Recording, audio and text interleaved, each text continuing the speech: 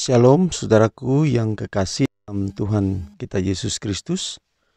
Renungan kita di pagi hari ini dengan judul Kristus membesarkan hukum dan memuliakannya. Kristus membesarkan hukum dan memuliakannya.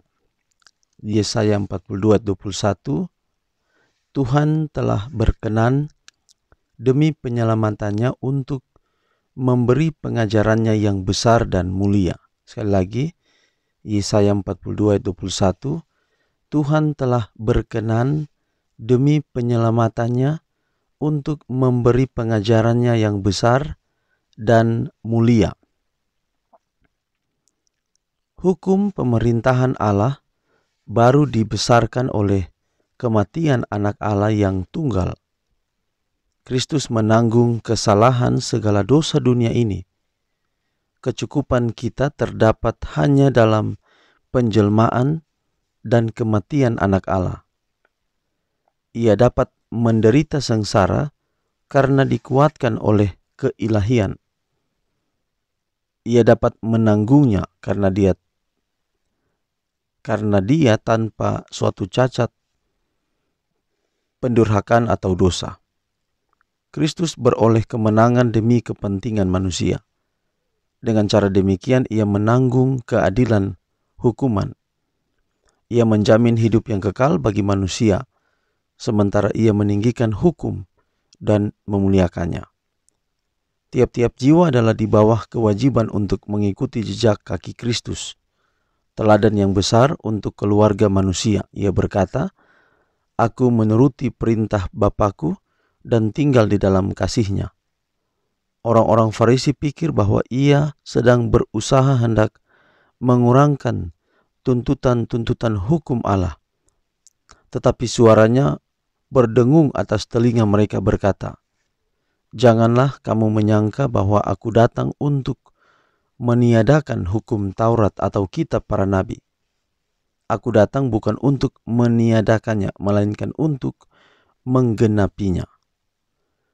Kristus datang hendak membesarkan hukum itu dan memuliakannya. Ia datang untuk memuliakan hukum lama yang sudah kamu terima dari mulanya. Oleh sebab itu, perlulah bagi kita hukum dan kitab-kitab nabi-nabi. Kita memerlukan perjanjian lama untuk membawa kita sepanjang jalan sampai kepada perjanjian baru yang tidak menggantikan perjanjian lama, melainkan menyatakan kepada kita dengan lebih jelas lagi rencana keselamatan, memberikan arti kepada seluruh sistem korban-korban dan persembahan, dan kepada firman yang telah kita terima sejak dari mulanya. Penurutan sempurna diperintahkan atas setiap jiwa, dan penurutan kepada kehendak Allah yang dinyatakan akan menjadikan engkau satu dengan Kristus. Tentang dia ada tertulis, "Sungguh aku datang dalam gulungan kitab." Ada tertulis tentang aku suka melakukan kehendak-Mu ya Allahku. Taurat-Mu ada dalam dadaku.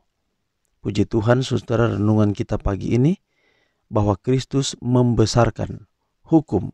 Tidak hanya itu, dia juga memuliakannya. Dia katakan, dia datang bukan untuk meniadakan, melainkan untuk menggenapinya. Lalu bagaimana kita mengatakan bahwa hukum telah ditiadakan? Kadang kita berkata bahwa oleh karena kematian Yesus, hukum dipalangkan. Kalau hukum dipalangkan, itu berarti hukum ditiadakan. Bagaimana mungkin hukum itu ditiadakan, sedangkan karakter Allah adalah hukum itu sendiri. Hukum Allah itu adalah kasih Allah itu sendiri. Itulah sebabnya hukum tidak pernah akan ditiadakan, dipalangkan.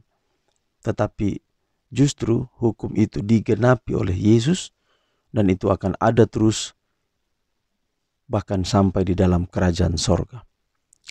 Tuhan berkati pekabaran kita pagi hari ini. Kita berdoa, Tuhan terima kasih untuk pekabaran yang indah pagi ini. Kiranya dapat menjadi berkat dalam kehidupan kami.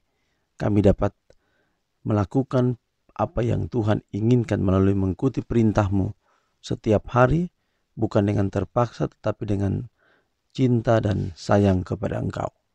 Pimpin kami hari ini dalam setiap aktivitas kami, dan setiap kebutuhan Tuhan cukupkan.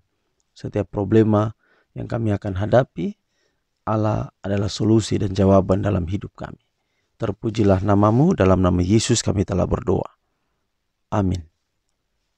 Demikian renungan kita pagi ini, sampai jumpa renungan kita besok. Tuhan memberkati kita semua. Shalom.